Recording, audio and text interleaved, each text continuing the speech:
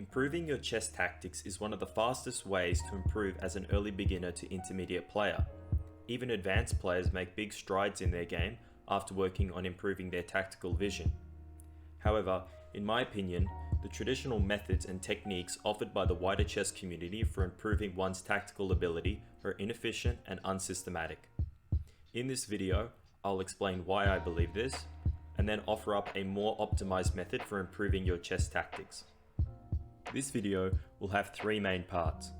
First, the introduction, where we will look at what chess tactics actually are, before moving on to the theory behind chess tactics, and then finally, looking at how to best practice chess tactics, given the conclusions that we've drawn from the second section.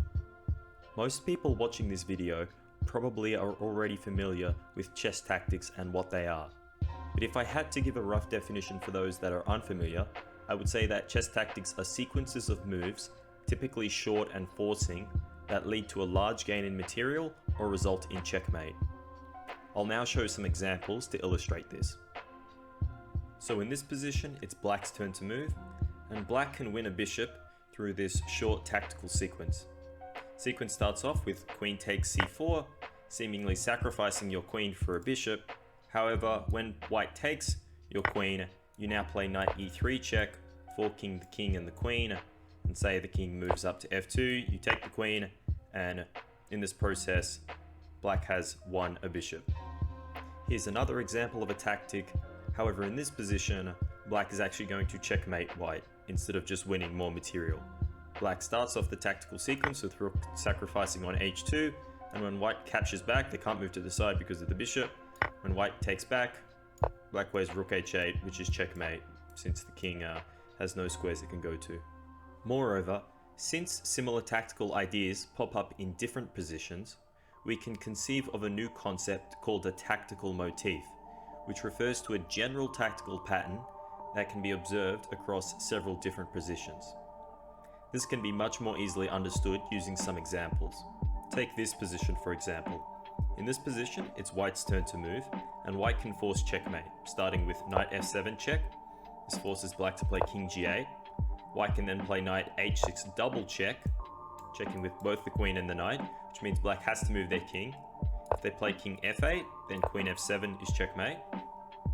And if they go back into the corner, White can now sacrifice their queen on g8, forcing Black to take with the rook, and then knight f7 is checkmate. Here, we have a completely different position. However, the tactical motif that we saw earlier still applies here. So it's Black's move. Black starts off with knight f2 check, forcing the king to go to g1. Then the same double check is delivered with the queen and the knight. If the king comes to f1, it's queen f2 checkmate. And if the king goes into the corner, again we can sacrifice our queen, in which case White has to take with the knight or the rook. And in both cases, Black plays knight f2 and it's checkmate, just as before. Again, we seek a completely different position. However, the tactical idea is still present. In this position, Black moves the knight to h3, giving a double check, which forces White into the corner. And then we again sacrifice the queen. And after White takes, then we have knight f2 checkmate. As you can see, all of those positions were very different from each other.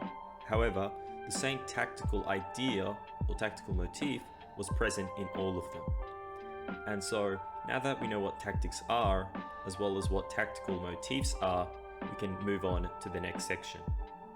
So, the question arises, how can we improve our tactical vision? How is it that one person can look at a position for less than a second and see the tactical idea present, while it may take another person several minutes to see the same idea? Well, it's not because the tactical genius can reason to the answer or because they've spent countless hours studying the philosophy of the pin or whatever. I claim, rather uncontroversially, that it is merely because they have been exposed to that particular tactical motif before. Most likely, they have been exposed to it many times. Let me demonstrate this with another example. In this position, it's Black's turn to move, and Black can checkmate White in two moves. The first move involves Rook takes h2.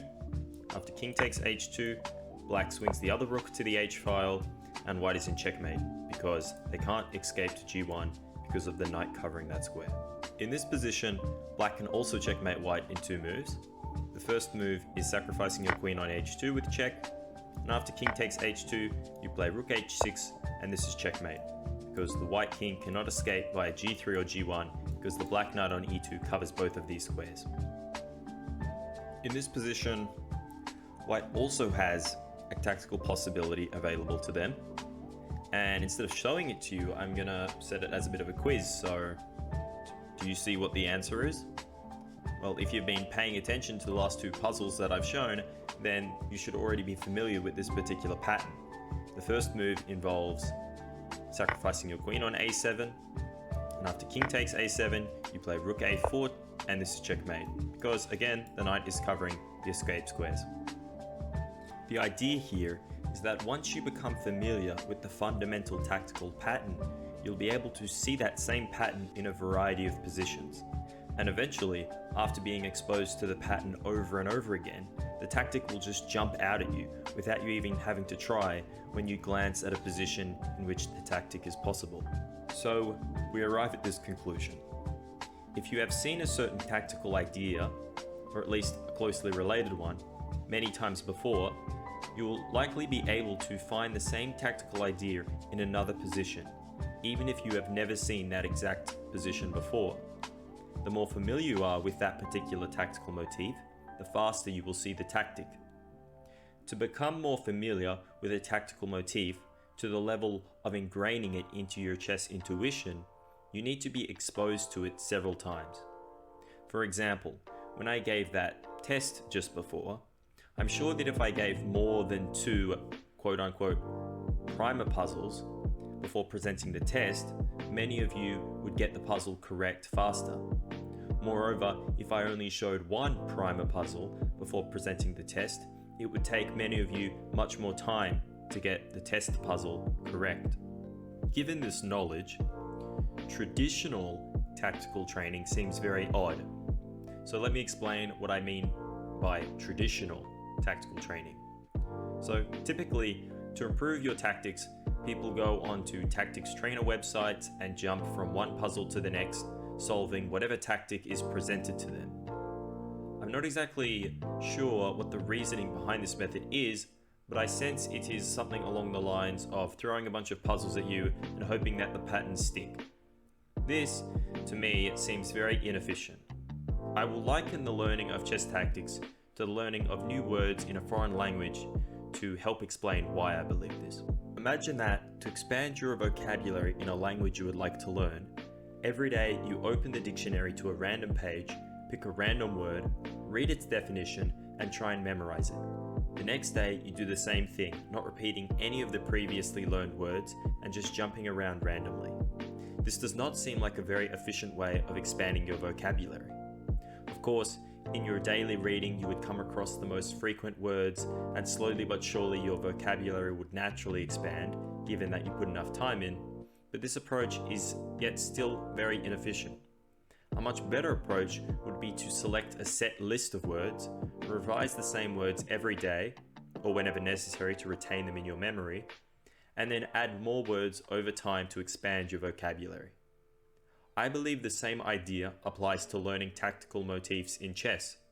Jumping from one random puzzle to the next is like opening a random page of a dictionary and attempting to learn a new word on that page before jumping to a new page. You need repeated exposure to the tactical motifs, just like you need repeated exposure to a new word, for you to properly ingrain it into your intuition. Now, some may say that the typical chess patterns already have names, such as pin, fork, skewer, and so on.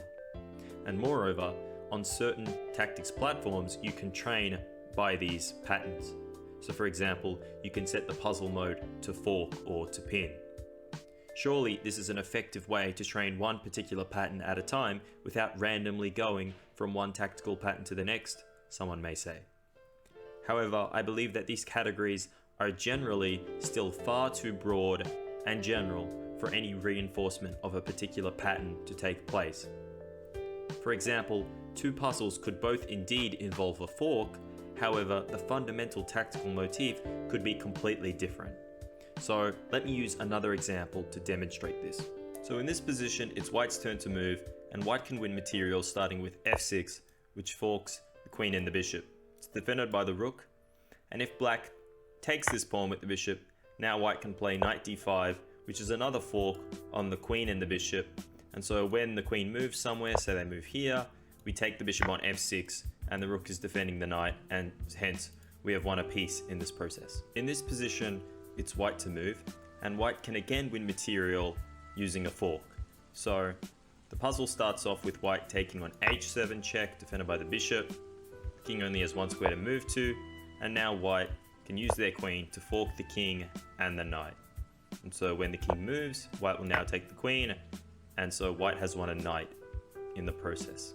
So both of those previous puzzles were taken from the fork training mode on Chess. And this puzzle is also taken from the fork training mode. And just as before, I can ask the viewer to contemplate what the answer is. However, it's pretty clear that all of these three puzzles, whilst they do involve forks, are very different from each other. And so I wouldn't be surprised if upon seeing this puzzle, given the primer puzzles, it's still quite difficult to see what the answer is. Now, the answer involves, first of all, sacrificing your rook for the bishop. And the reason is that after white takes, black can now deliver this check on b1, which was previously guarded by the bishop. White has to come to f2, and now black can finally deliver the fork with knight g4 check. And so after the king moves, you take the rook and you are a piece up. There are some categories, for example, Anastasia's mate, which by the way is that type of checkmating pattern we were looking at previously, that refer to a very specific tactical pattern, and hence solving puzzles on this mode may allow for learning of this particular tactical motif. However, generally speaking, most puzzle categories are not this specific, and just like the fork puzzles we were looking at before, are very, very general. So the problem is this: how do we expose ourselves to the same, often very specific, tactical pattern? The method that I believe to be the best is to repeat the exact same puzzle over and over again. To some people this sounds very silly, and that surely in some way you're cheating when you do a puzzle for which you already know the answer. However, the reason behind this is simple. You do the exact puzzle over and over again because you get the exact same tactical motif every time. And so this way, you don't have to worry about finding several different puzzles to drill in that one tactical pattern. You can just keep using the same puzzle. The reason this works is because the fundamental tactical pattern is the essence of the puzzle. That is what is valuable and what defines the puzzle. The specific placement of the background pieces is not of importance. And so the claim here is that being exposed to the same tactical motif twice using the same position, i.e. solving the same puzzle twice, is the same as being exposed to that same tactical motif twice using two different positions, because your net exposure to that pattern is the same in both cases. So, according to this theory, if one repeatedly solved the puzzle on the left, which we saw earlier by the way, they would be repeatedly exposed to the smothered checkmate motif, and hence we would expect them to effortlessly solve the puzzle to the right on their first viewing, since it involves the exact same motif. So, if you were to have a set of 100 chess puzzles, each puzzle containing a unique tactical motif, and you solved each puzzle in that set several times, say over the period of a week, by the end of that week, you would be familiar with 100 more tactical patterns on an intuitive level, and hopefully to the extent that you would be able to spot them easily if they were to arise in a game. Now, some people may be suspicious of this process, since when you solve a puzzle for the second time, you're not really solving it, rather it feels as though you're simply remembering what the answer is. And to this, I would say, yes.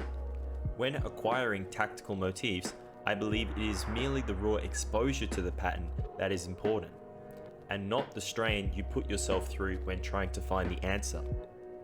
However, this is not always the case in chess training, And for example, when training your chess calculation, I believe that almost the opposite is true. And I plan to go into topics such as these in future videos. So, to recap, the idea is to solve the same puzzles repeatedly. This exposes you to the same tactical motifs over and over again, allowing you to acquire the motifs at an intuitive level. However, this idea is not new. To my knowledge, it was first presented in Pump Up Your Rating, and later more explicitly announced in the Woodpecker Method, which describes the method. The book firstly describes the method and then has a large set of puzzles, and you can look there if you're interested in reading more and or hearing how the authors conceptualize the method. And so, now that we understand the philosophy behind improving our chess tactics, we can move on to the third section of this video, in which I will outline what I believe to be the best way to implement the method. While I wholeheartedly agree with the core philosophy of the Woodpecker Method, as I will refer to it as from here on, there are some ways in which the method, as presented in the Woodpecker Method book, can be optimized. So, firstly, I think that some of the puzzles selected for the book are not 100% suitable for that type of training. However, I won't go into that right now. I think the two main problems with repeatedly going through a puzzle book, for example, are that the puzzle set is 1, indiscriminatory, and 2, not easily customizable. And so by indiscriminatory, I mean that each puzzle is of equal importance. Each puzzle just has a position on the page with no special importance given to one puzzle over another. And the reason that this is a problem is that you may already be fairly familiar with one type of tactical motif, whereas you're not as familiar with another type of tactical motif. And so in this case, you want to prioritize exposing yourself to the motif that you're not familiar with. So we want a system in which we can expose ourselves more to motifs that we are less familiar with than those we are already familiar with. And the second problem is that we would like to be able to add new puzzles to our set from the wild, so to speak, and we want to be able to do this easily and efficiently. I will now detail 2 methods that address these problems, and hence that I believe to be the best way to implement the Woodpecker Method. Each method uses a different piece of software, and each method has its positives and negatives, and which system you choose to use will be up to preference.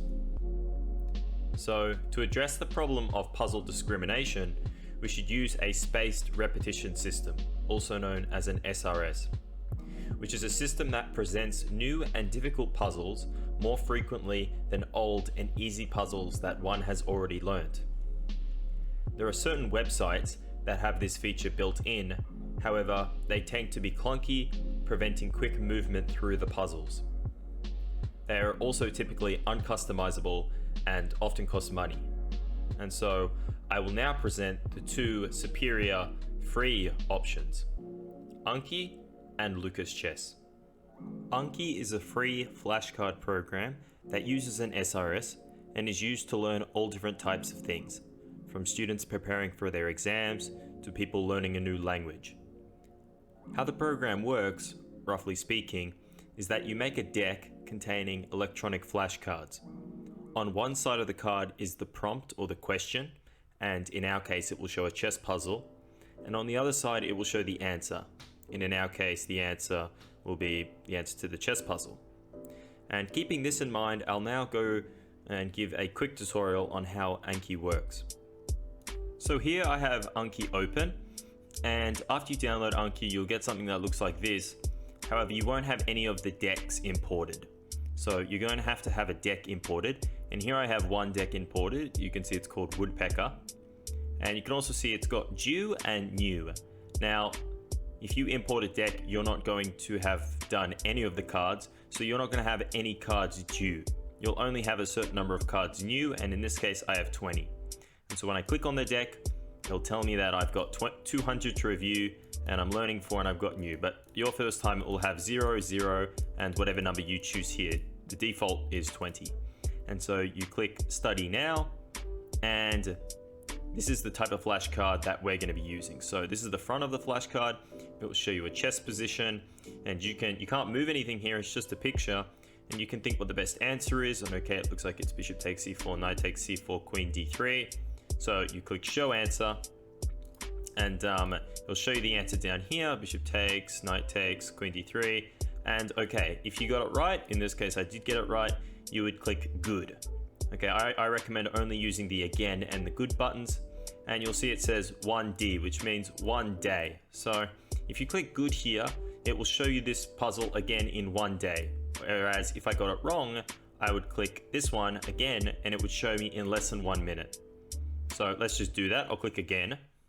And now I have a look at this puzzle. Okay, what's the answer? Maybe knight takes b3, not really sure, or just taking on e4 and then knight e2 actually. So let's do show answer. Yep, that was kind of the answer. It gave some other variation, but more or less we got it right. So let's click good. That will show us in a day, and so on and so forth. And we keep going through these puzzles. If we get it right, we click good. If we get it wrong, we click again. So let's just go good. Here's another one. This is just another picture. Okay, and now this, you can see we've reached a card that I've gotten correct so many different times that the interval builds up over time. So if you get the answer correct for the first time, it will show you the next day. If you get it again, it will show you in 3 days. And eventually, if you keep getting it right, now if I have gotten this puzzle right, it's going to show me again in 1.6 years. So I must have done this card many, many times. So let's just click good. This one is also 1.6 years, and so on. And if we keep doing this, we're eventually going to get back to that card that I clicked again on, and it's going to keep showing me that one until I eventually get it right. And basically this just keeps going until I've finished all of my reviews and learnt all of the new cards for today. And as you can tell, this one's going to take me a while because I've got so many, 200 cards to review, 20 to learn.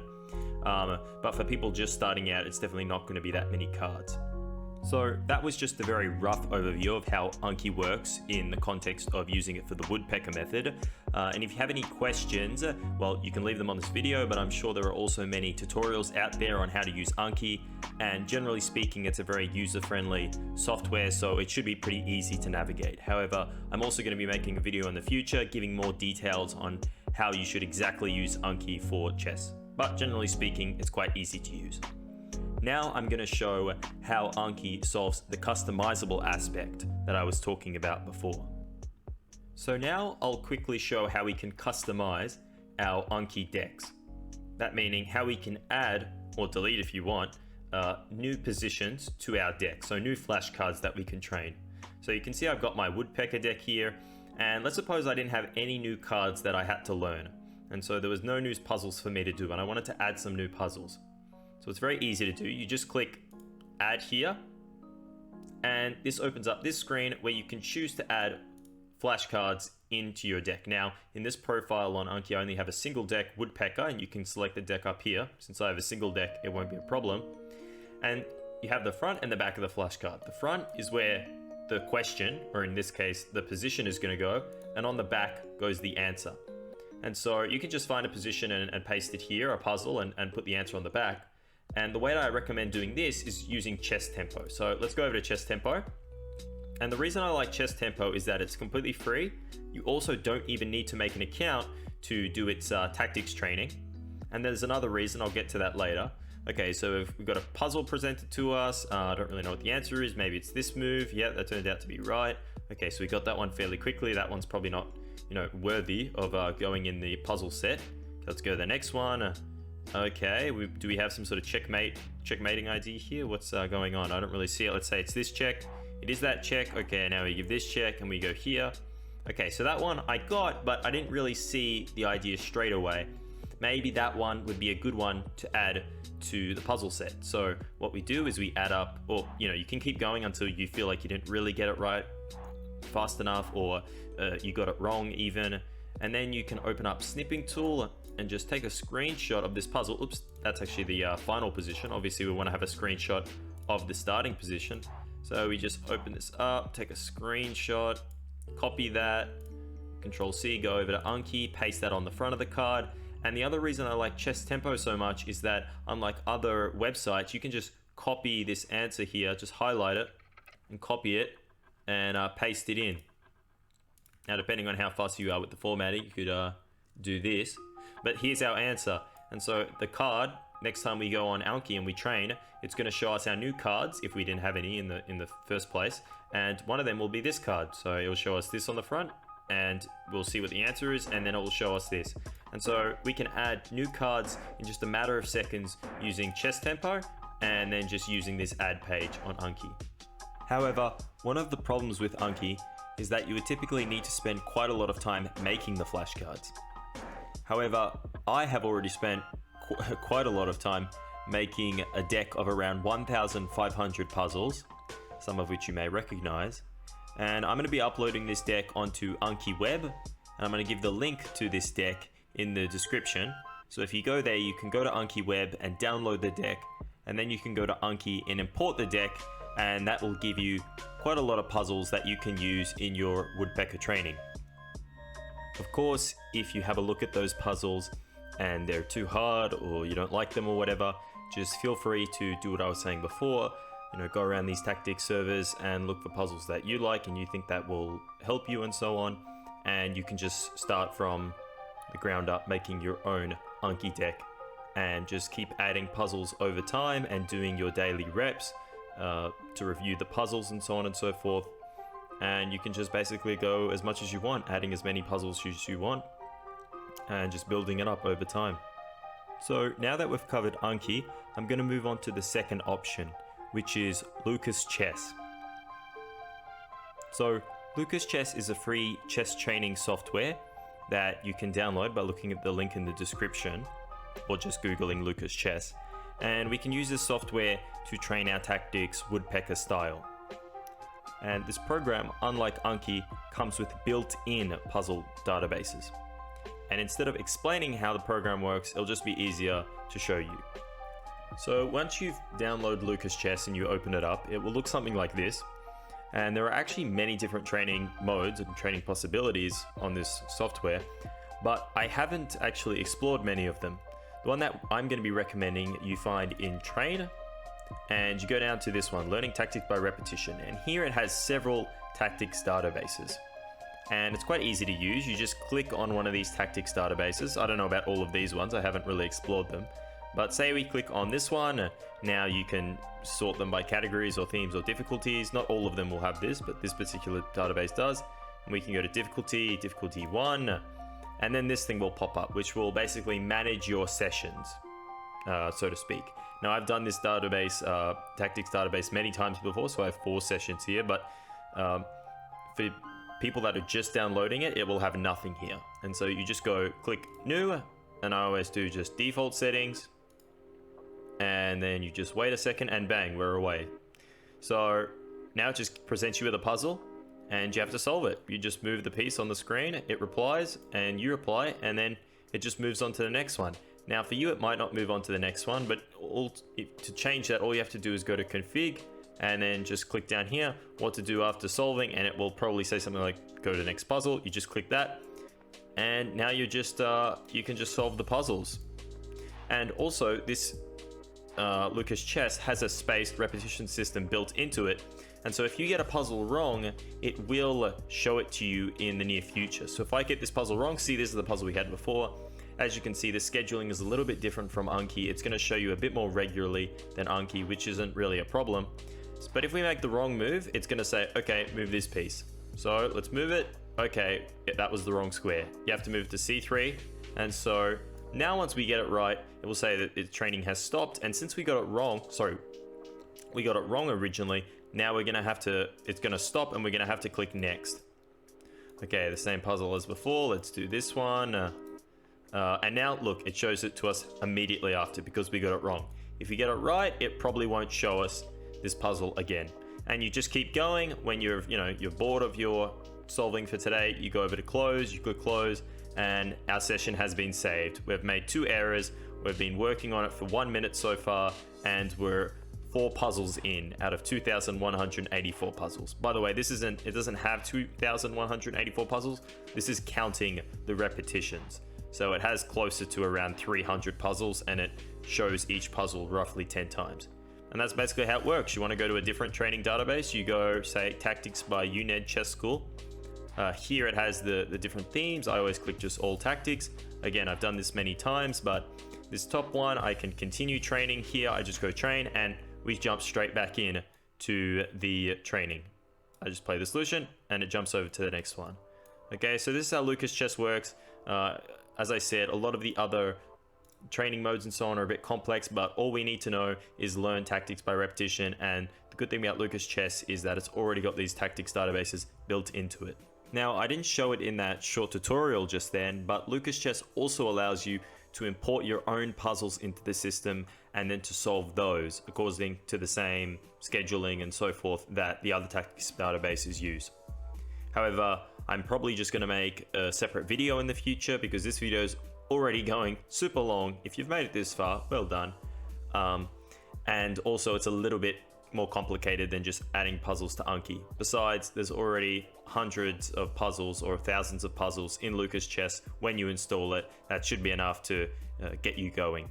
So now I'm going to go over the pros and the cons of both Anki and Lucas Chess so that you can better decide which program and which system will suit you better.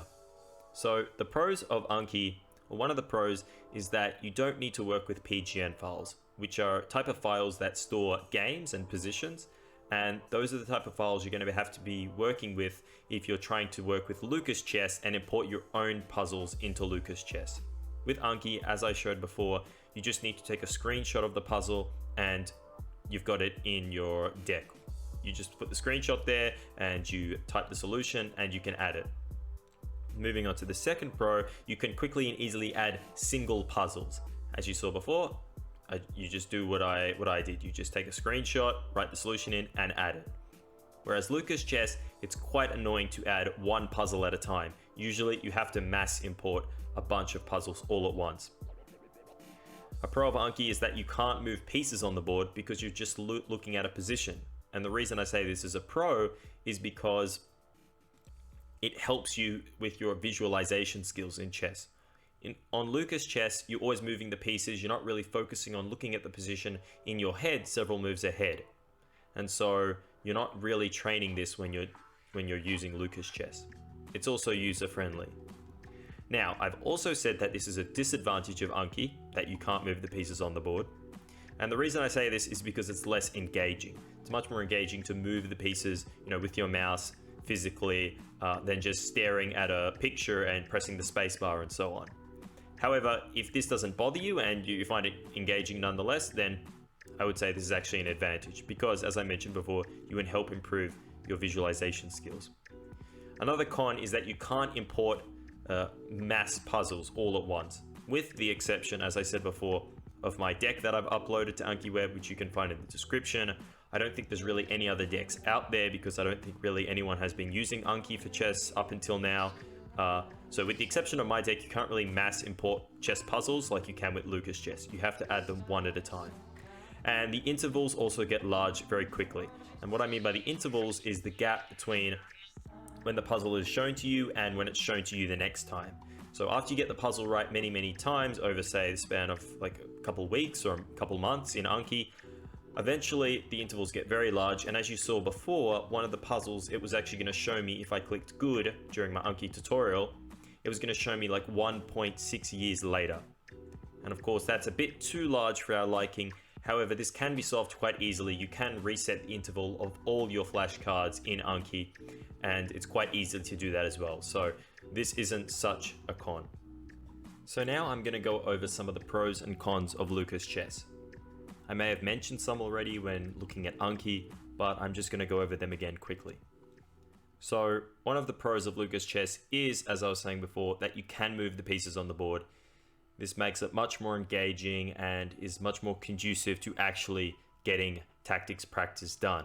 Although, of course, it will vary from person to person and you'll just have to see for yourself whether you find it so much more engaging or whether you're happy to just look at the position on Anki without having to move the pieces around or without being able to move the pieces around.